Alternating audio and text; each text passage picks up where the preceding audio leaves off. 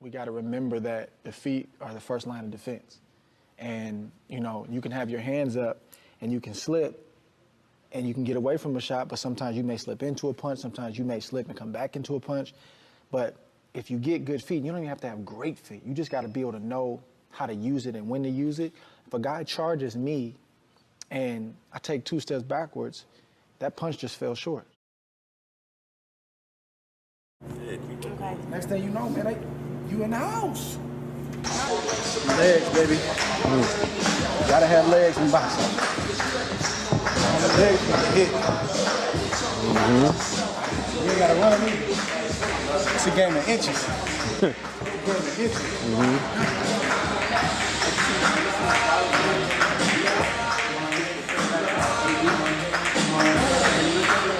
I got an old school coach. The coaches, a lot of times today they teach hands first. They don't teach feet. A lot of times they say, man, you got hands, man, look how you hit the mitts. You gotta hit the heavy bag. But older trainers, they teach feet first. Teach feet, then they teach hands. When you put your feet with your hands, you can move like that. Is one more important than the other? I think your feet are your first line of defense. And you don't even have to be like a mover, but even inside of you, the turn direction, that's the difference between you getting hit and not getting hit sometimes.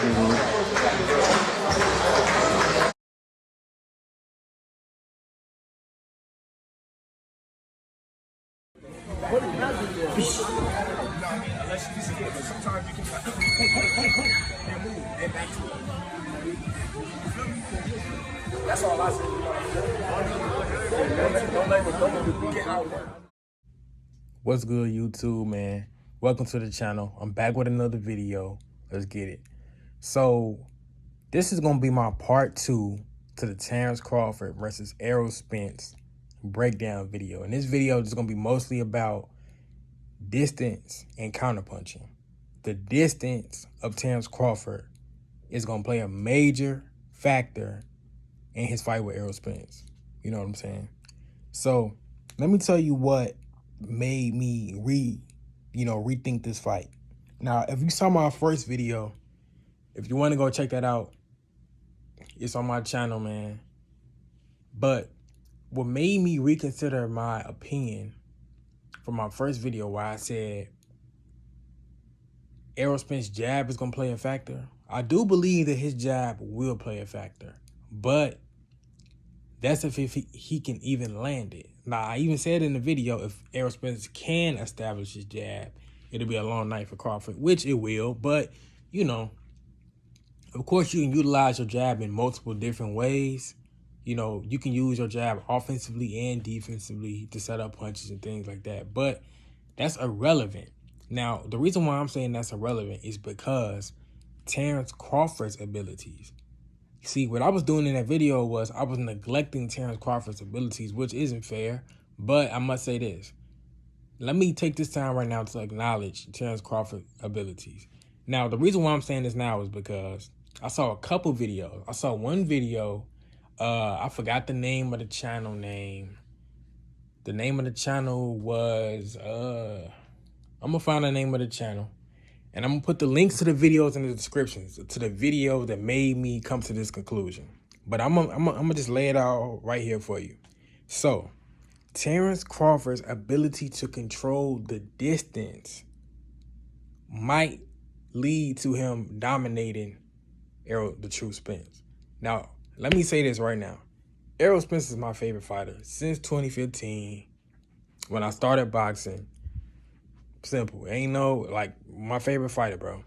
Like, first time I seen him fight was when he was on Porter versus Broner undercard. And, you know, that's, like, really when I first started boxing, got into boxing and stuff like that. So I rock with Errol Spence, and I want him to win the fight. But it's not about who I want to win the fight. It's about who I think is going to win the fight using logic, not about who I like. So that's what I'm saying.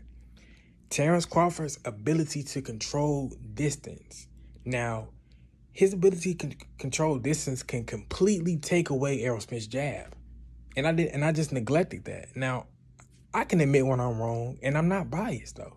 You know, I'm not a Terence Crawford fan, but I respect him. You understand? I respect him. But you got to recognize everybody's abilities equally. And Terence Crawford's ability to control distance, man, using his movement and using also, he got a jab himself. He got a jab.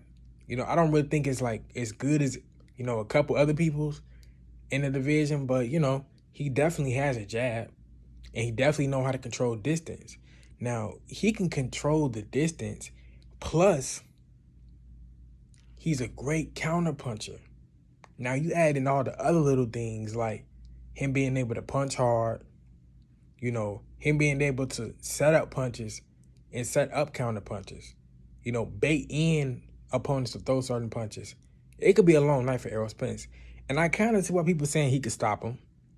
I could see Errol Spence getting stopped if he get overwhelmed, man. Like, I'm going to be 100% honest. He can potentially overwhelm Errol Spence.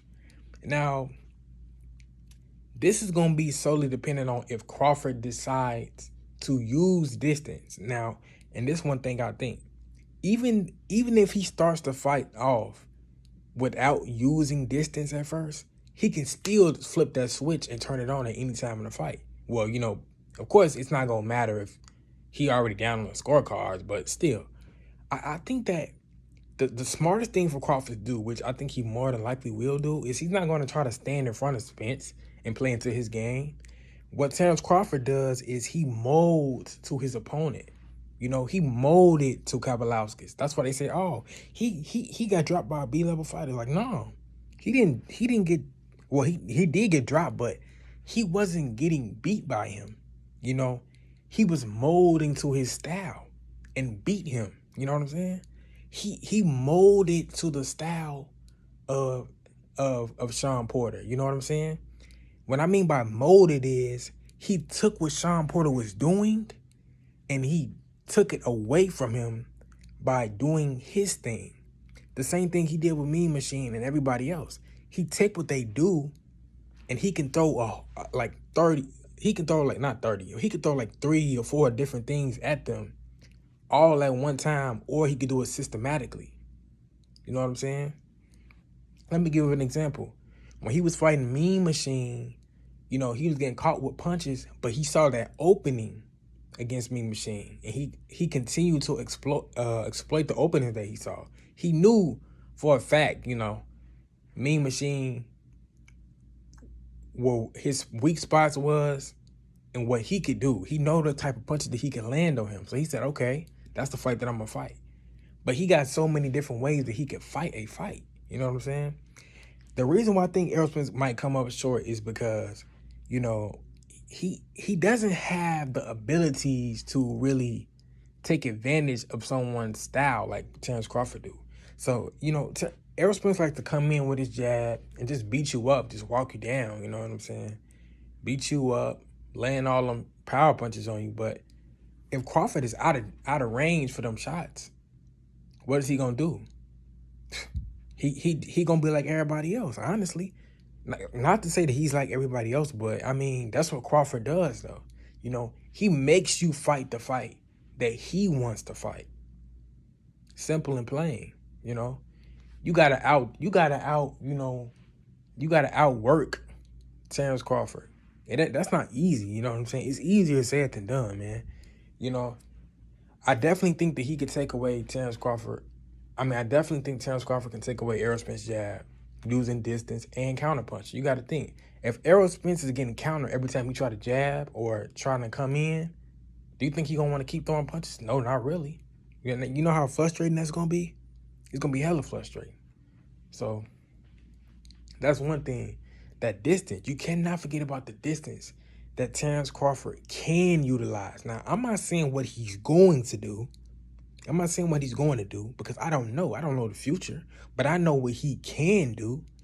Now, this is going to be more than likely just going to be a Southpaw versus Southpaw matchup. And the reason why I say that is because Terence Crawford has fought 2 Southpaws in his career, and against both opponents, he started off Southpaw. I don't think he ever went right-handed against Ndongo, and I don't think he ever went right-handed against Felix Diaz. I don't think he did. If he did, I got to go back and look at it. And I'll correct myself again. but I don't think he ever went, right-handed. And if he did, it was probably briefly. But he finished them both right-handed, I believe. I mean, left-handed, I believe. So he fights you at your own game, because I think he just doesn't want to have no kind of disadvantages in the ring. That's what I think he does that. Like, you open for some certain things if you right-handed going against a southpaw, and you open for some things if you right-handed going against a southpaw, vice versa, right? So I think he tries to like even out what his opponent is doing, Also, I think that with the southpaw versus southpaw matchup, I think it might be a little different for Errol Spence at first to fight somebody who's left-handed. But something that somebody noticed is that, like, Errol Spence kind of goes off balance when he throws his combinations off his jab. So, and I noticed that, and Crawford is real good at luring people off balance because he creates the distance so well. He get that distance going so well, it's really hard to hit him. I mean, the only way I see Terence Crawford losing this fight is if, he stands in front of him. Honestly, like, God, like that'll be a stupid way to fight Errol Spence. I think if Terence Crawford stands in front of Errol Spence, he gonna get his ass whooped for sure. He gonna get his ass whooped for sure. But if he create that distance, man, it's gonna be that much harder because he know how to counter. He don't just move, y'all. He know how to counter, bro. And it's not. I'm not even a Crawford fan, bro. I'm just telling y'all what I see with my own two eyes. He know how to move, bro. He can move, and it's real deceptive in his movements. He can use angles. He can pretty much just fight going backwards. I think he fight going backwards damn near better than he fight going forward, because he know how to use them angles. He know how to turn you and stuff like that. So, hey, it's not gonna be easy. I think that Derrick James and Errol Spence gonna have to really come up with some kind of game plan to stop him from controlling the distance. They really have to emphasize that in training camp, or they won't be prepared. I mean, I'm pretty sure they're going to be on top of it, but man, it's going to be a tough fight. It's going to be a tough fight, depending on how Terence Crawford decides to fight. Just depending on how he decides to fight, man. Like I said, I was wrong in my first video. I just assumed that he would, Crawford would allow him to throw jabs and stuff like that. But, the southpaw versus southpaw matchup is going to be very interesting because Terence Crawford do well against southpaws. He destroyed Ndongo, but, Ndongo didn't got destroyed by like 5 different people, including Reeves Prograis, who got Ndongo out of there faster than Crawford, but that's irrelevant. But I'm saying he did good against Felix Diaz. He really, pretty much dominated Felix Diaz southpaw. But Felix Diaz don't have the dimensions of an Errol Spence, but it is a southpaw matchup. The one weakness that I have is with Crawford is he does not have good defense. I don't know who's watching Terence Crawford. If you're watching Terence Crawford and you think that he has elite defense, you need to rewatch his fights, because there's no way that you can objectively watch Terence Crawford and say that he has like elite defense. He gets caught clean a lot. If you look at any breakdown about Terence Crawford and any objective breakdown, they'll mention that. You know what I'm saying? They'll mention that he gets hit clean a lot. Whether it's going straight backwards or whether it's like coming in. I've seen him get hit quite a few times. He's not necessarily defensively responsible, but at the other end, what he's dishing out is, is somewhat his defense. It's making up for his lack of defense. But you do not watch Terence Crawford if you think he has elite level defense. And, like I say, his offense is his defense, So, and that's perfectly fine, But, I mean, not to say that he doesn't have defense, but it's areas where, like, if you just looking at the way that he gets hit, in certain situations, or even when he got hurt against Gamboa, look what his hand placement was. A dude like Errol Spence, will totally exploit that, And a guy like Errol Spence keep his hands up always. You rarely see Errol Spence get hit, with his hands completely down and stuff like that. So, yeah, that's what I got. So I really looked at the fight. Again, I looked at Terence Crawford. Again, I took a better look at Terence Crawford. You know, a lot of these people just looking at the Mean Machine fight and saying like, oh, Errol Spence can beat him because, no, you can't just look at the Mean Machine fight. I'm telling you, and Mean Machine is not weak. Understand? Mean Machine is not weak, you know. But you just can't look at that fight. You know, it's two completely different fighters, two completely different things. So Errol Spence gonna have to have his hands full, because if Terence Crawford start creating that distance and counterpunching off that distance, it's gonna be a complicated night. It's damn near like fighting another Shakur Stevenson, really. But I mean, we gonna have to see what kind of game plan Derrick James draw up for Crawford, because you can't just go in there thinking that you just gonna jab him this and that and like all the other opponents, because this has been Terence Crawford isn't like nobody Errol Spence has ever fought. You're talking about a dude that can really control that distance, bro. He can really counterpunch off that too. He can use angles off there too. So that's complicated. Not too many fighters can do all stuff I just named right there. Counterpunching off the back foot and use angles. So that's the majority of, you know, Crawford's style. He great at counterpunching. He got fast hands, fast reflexes. But, you know, one thing that concerns me about Crawford, besides his defense, is, you know, his style that he fights at 147. I think Derrick James said he doesn't move how he used to, like at 140 and 135, and I think that's true. You know, I noticed that myself. He's like, he doesn't really move like he used to, you know, and I think it's because he might be heavier now, or maybe that his mentality has changed. But my thing is this: it's not about what he's doing. It's about what I know he can do. You know what I'm saying? I know he can do that if he needs to do it. You know, so he knows what to do when he gets in the ring. Okay, and I'm sure Spence knows what to do, but it's gonna be a complicated fight. You know, for him to get inside, like Ugas allow him to get inside, you know, fairly easily. Crawford is not gonna be that easy to get inside, because Crawford know how to back up, you know, turn, use angles, punch. You know what I'm saying? He know what to do when he in them certain situations. You know, he not gonna just stand there like Ugas did. And this is what I think about Ugas. Ugas' style is purely predicated on counterpunching. So Ugas really just stands there, waits for you to open up, and then he shoots his shot. Once you open up with a punch, he shoots his punches.